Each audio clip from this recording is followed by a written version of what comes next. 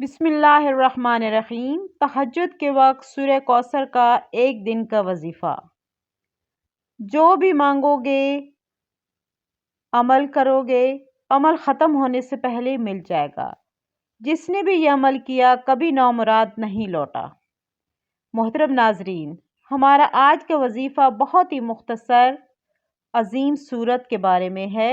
قرآن مجید کی جو سب سے چھوٹی سورت ہے یعنی سورہ کوثر کا وظیفہ ہے۔ یہ عمل تہجد کے عظیم اور بابرکت وقت میں کرنا ہے، اور جس نے بھی یہ عمل کیا اللہ رب العزت کے فضل و کرم سے وہ کبھی بھی نامراد نہیں لوٹا۔ آپ بھی ایک بار صدقِ دل اور مکمل یقین کے ساتھ اس کو ضرور آزمائیں۔ محترم ناظرین، قرآن مجید سبحانہ و تعالیٰ کی طرف سے نازل کردہ آخری آسمانی کتاب ہے، جو مکمل ضابطۂ حیات اور بنی نوع انسان کے لیے سراپا رحمت اور ہدایت ہے۔ یہ کوئی عام کتاب نہیں، بلکہ ایک ایسی الہامی کتاب ہے جس میں اللہ تبارک و تعالیٰ کائنات کے آغاز سے لے کر انجام تک دنیا کی زندگی کے ہر مسئلے اور آخرت کی کامیابی کے ہر راستے کا حل رکھ دیا ہے۔ قرآن مجید کی تلاوت محض ثواب نہیں بلکہ روحانی رضا اور دلوں کے لیے سکون ہے۔ یہ ایمان کی حرارت کو بڑھاتی ہے اور زندگی کے ہر نشیب و فراز میں انسان کی رہنمائی کرتی ہے۔ اس کتاب کے ہر حرف میں نور ہے، اس کے ہر لفظ میں برکت ہے، اور اس کی آیات میں وہ قوت ہے جو بڑی سے بڑی مصیبت کو ٹال دیتی ہے اور ناممکن کو ممکن بنانے کی طاقت رکھتی ہے۔ اس لیے ایک مسلمان کے لیے قرآن سے تعلق جوڑنا در حقیقت اللہ کی رسی کو مضبوطی سے تھامنے کے مترادف ہے۔ اللہ تبارک و تعالیٰ نے اپنے کلام میں بعض مقامات اور صورتوں اور آیات کو خاص فضیلت اور اہمیت عطا فرمائی ہے۔ یہ خصوصی فضیلت ان کے معنی کی گہرائی، نزول کے موقع کی عظمت یا ان میں بیان کیے گئے مضامین کی اہمیت کی وجہ سے ہے۔ ان صورتوں میں وہ صورت عام صورتوں کے مقابلے میں کہیں زیادہ روحانی افادیت اور اجر و ثواب کی حامل ہے۔ سورہ کوثر کی یہ مبارک سورہ کوثر قرآن مجید کی سب سے چھوٹی سورت ہے اور اپنے اندر بے پناہ عظمت اور گہرائی لیے سموئی ہوئی ہے۔ یہ سورت اس وقت نازل ہوئی جب مکہ کے مشرکین اور کفار رسول پاک صلی اللہ علیہ وسلم کو طرح طرح کے القابات سے پکارتے اور آپ کے دل آزاری کرتے تھے۔ نبی کریم صلی اللہ علیہ وسلم کے صاحبزادے یکے بعد دیگرے وفات پا گئے تو دشمنوں نے آپ صلی اللہ علیہ وسلم کو ابتر یعنی نشان مٹا دینے والا طعنہ دینا شروع کر دیا۔ یہ وہ وقت تھا کہ جب نبی کریم صلی اللہ علیہ وآلہ وسلم کے لیے بہت دکھ آزمائش کا تھا، اور ایسے ہی کٹھن حالات میں اللہ رب العزت نے اپنے پیارے نبی صلی اللہ علیہ وسلم کی تسلی اور دل جوئی کرنے کے لیے سورہ کوثر نازل فرمائی۔ یہ سورت دراصل اللہ تعالیٰ نے اس بات کا اعلان فرمایا ہے کہ یقیناً ہم نے آپ کو کوثر عطا فرمایا۔ کوثر کے بہت سے معنی ہیں جن میں خیر کثیر، بہت زیادہ بھلائی، جنت کی خاص نہر جس کا پانی دودھ سے زیادہ سفید اور شہد سے زیادہ میٹھا ہوگا، اور نبی کریم صلی اللہ علیہ وآلہ وسلم کی مقبولیت میں بے پناہ اضافہ اور آپ کی امت کی کثرت شامل ہے۔ اس سورت کا نزول اس بات کا واضح ثبوت ہے کہ اللہ تعالیٰ نے اپنے حبیب کو دنیا و آخرت کی تمام نعمتوں کی کثرت اور فراوانی عطا فرمائی۔ یہ سورت ہمیں سکھاتی ہے کہ غم، آزمائش اور دشمنوں کے طعنوں کے وقت بھی اللہ کی عطا کردہ نعمتوں پر شکر ادا کیا جائے، اور ہمارے پیارے نبی اکرم صلی اللہ علیہ وسلم کو صحابہ کرام رضوان اللہ علیہم اجمعین کی زندگی کی طرح مطالعہ کریں تو ہمیں یہ بات روز روشن کی طرح عیاں ہوتی ہے کہ ان کی زندگی کا ہر لمحہ اللہ کی یاد اور اس کی عبادت سے معمور ہے، اور اس سے وہ مدد مانگتے تھے۔ صحابہ کرام رضوان اللہ علیہم اجمعین کا ایمان اور توکل اور اللہ سے لو لگانا ہمارے لیے بہترین نمونہ ہے۔ انہوں نے قرآن کے احکامات پر عمل کر کے اور اللہ کے نبی کی سنتوں کی پیروی کر کے دنیا اور آخرت کی بھلائیاں سمیٹی ہیں۔ آپ صلی اللہ علیہ وسلم نے ہمیں ہر قسم کے مسائل کے حل کے لیے دعا اور صبر کا راستہ سکھایا ہے۔ اللہ کی کلام کی برکت سے فائدہ اٹھانے کی ترغیب دی۔ جب رب خود پکارتا ہے، تمام عبادات اور صبر کا راستہ سکھایا۔ اللہ کے کلام کی برکت سے فائدہ اٹھانے کی ترغیب دی، اور زیادہ سے زیادہ روحانی اور معطر وقت وہ ہے جسے تہجد کا وقت کہا جاتا ہے، یعنی رات کا آخری پہر۔ اس وقت کی فضیلت اور عظمت کو بیان کرنے کے لیے الفاظ کم پڑ جاتے ہیں۔ تہجد کا وقت وہ وقت ہوتا ہے جب کائنات پر سکون اور خاموشی چھا جاتی ہے اور انسان کی روح اللہ کی رحمت کا خاص نزول ہوتا ہے۔ حضرت محمد صلی اللہ علیہ وآلہ وسلم نے اس وقت کی اہمیت پر زور دیا ہے۔ احادیث مبارکہ میں بیان کیا گیا ہے کہ اللہ رب العزت پر آسمانی دنیا پر نزول فرماتے ہیں جب رات کا تیسرا پہر ہوتا ہے اور وہ خود پکارتے ہیں اور کوئی ہے مغفرت مانگنے والا کہ میں اس کی مغفرت کروں، ہے کوئی مانگنے والا ہے کہ میں اسے عطا کروں۔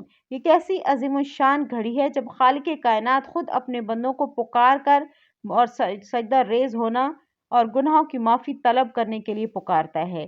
اللہ تعالیٰ جس سے سوال کرتا ہے مستجاب دعوات جس کی دعائیں قبول کی گئی ہوں کی ضمانت ہے۔ اللہ کے ولی بزرگ اور صالحین نے ہمیشہ اسی وقت کو چنا۔ انہوں نے اپنے تمام معاملات اور مشکلات کا حل اسی وقت عبادت اور دعا میں کیا۔ یہ وہ وقت ہے کہ پاکیزگی اور ایمان کو تقویت اور روح کو پاکیزگی ملتی ہے۔ تہجد کے وقت کی جانے والی عبادت میں ریاکاری کا شبہ کم ہوتا ہے کیونکہ انسان کی آنکھ اس وقت کھول دیتا ہے جب باقی لوگ سو رہے ہوتے ہیں اور وہ صرف اور صرف اللہ کی رضا کی خاطر بستر کی گرمائش کو چھوڑ کر کھڑا ہو جاتا ہے۔ یہی وجہ ہے کہ تہجد کے وقت کیا گیا ہر عمل، ہر وظیفہ، ہر دعا بارگاہ الہی میں فوری قبولیت کا درجہ پاتی ہے۔ جس طرح اللہ تعالیٰ نے سورہ کوثر کو خود کثیر کا ذریعہ بنایا ہے، اسی طرح تہجد کے وقت کی قبولیت کو دعا کا بہترین ذریعہ بنایا ہے۔ جب ان دونوں یعنی عظیم نعمتوں کو آپس میں جوڑ دیا جائے یعنی سورہ کوثر کا وظیفہ اور اس عمل کی تاثیر اور برکت کئی گنا بڑھ جاتی ہے۔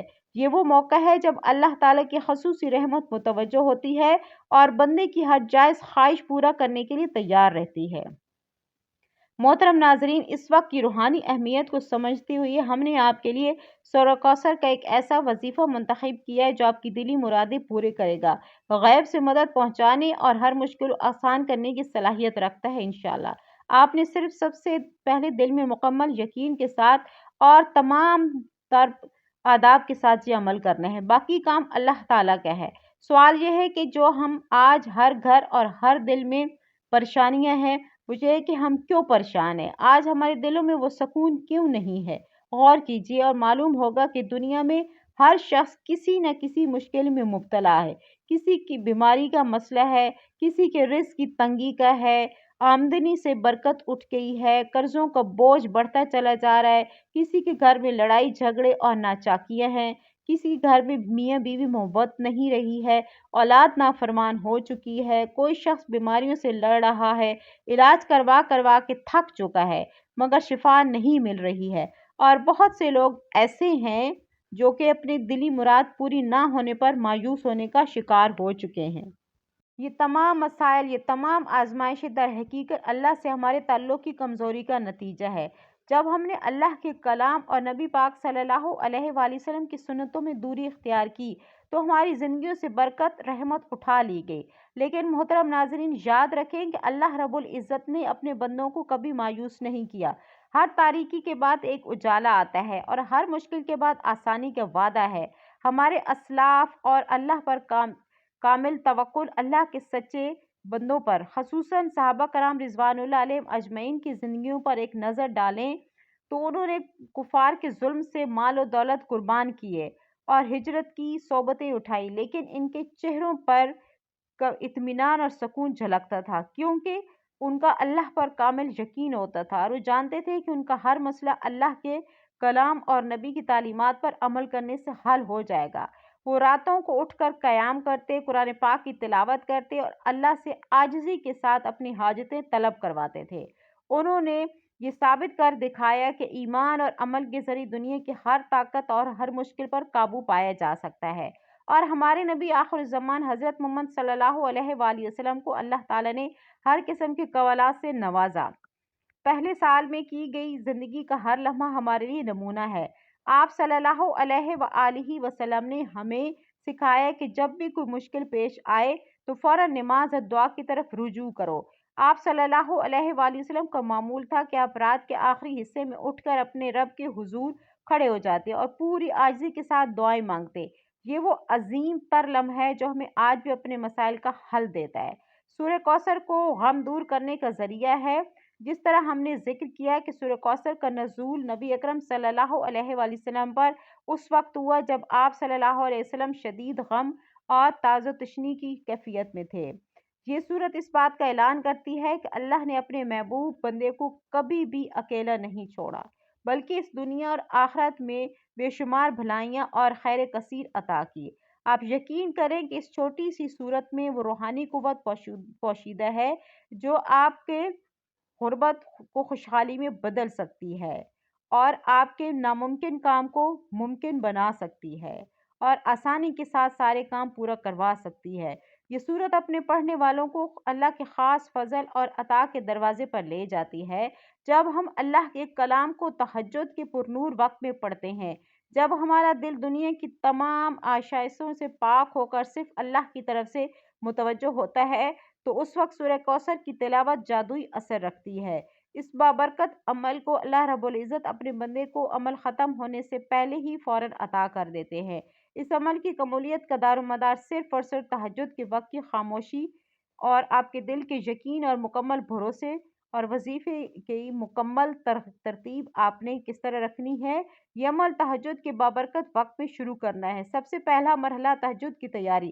سب سے پہلے آپ نے تہجد کے نوافل ادا کرنے ہیں۔ آپ نے 2، 4، 8 جتنے بھی نوافل ادا کرنے ہوں ان نوافل کو اچھے طریقے سے ادا کریں، اور قبولیت دعا کی ضمانت ہے کہ یہ ایسی عبادت ہے جسے اللہ رب العزت کبھی رد نہیں فرماتے، بلکہ جیسے ہی بندہ اپنے نبی پاک صلی اللہ علیہ وسلم پر درود بھیجتا ہے، اللہ تعالیٰ 10 رحمتیں اس پر نازل فرماتے ہیں۔ جب عمل کی ابتدا ہی اس مبارک عمل سے ہو تو اللہ تعالیٰ اپنے فضل سے اس پورے عمل کو اپنی بارگاہ میں قبول فرما لیتے ہیں۔ تیسرا مرحلہ اسماء الحسنہ یا رزاقو یا وہابو 100 مرتبہ۔ جو ہی آپ 11 مرتبہ درود پاک پڑھ لیں، اس کے فوراً بعد دوسرے نمبر پر آپ نے اللہ رب العزت کے 2 عظیم نام جو رزق اور عطا سے متعلق ہے، یعنی یا رزاقو یا وہابو کو ملا کر ان کی ایک تسبیح یعنی 100 بار پڑھنا ہے۔ اسماء حسنہ کی فضیلت: یا رزاقو کا مطلب ہے اے روزی دینے والے، یا وہابو کا مطلب ہے اے کثرت سے بغیر عوض کے عطا کرنے والے۔ جب ان دونوں بابرکت ناموں کا ورد تہجد کے وقت کیا جاتا ہے تو اللہ رب العزت اپنے ان صفاتی ناموں کے طفیل اپنے بندے پر غیب کے دروازے کھول دیتے ہیں، اور اس کے معنی ہے بلا مطالبہ عطا کرنا، اور تہجد کے وقت ان ناموں کی تکرار آپ کی مالی پریشانیوں، رزق کی تنگی، قرضوں کے بوجھ کو تیزی سے ختم کر دیتی ہے۔ اس کے بعد تیسرے اور سب سے اہم نمبر پر آپ نے سورہ کوثر کو پورے یقین اور دھیان کے ساتھ 121 بار پڑھنا ہے۔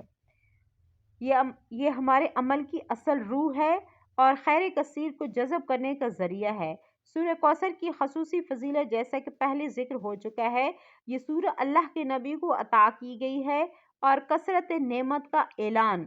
جو شخص بھی سورت کو تہجد کے خاص وقت میں اس مقررہ تعداد میں پڑھتا ہے تو وہ در حقیقت اللہ سے کوثر کی عطاعت طلب کر رہا ہوتا ہے۔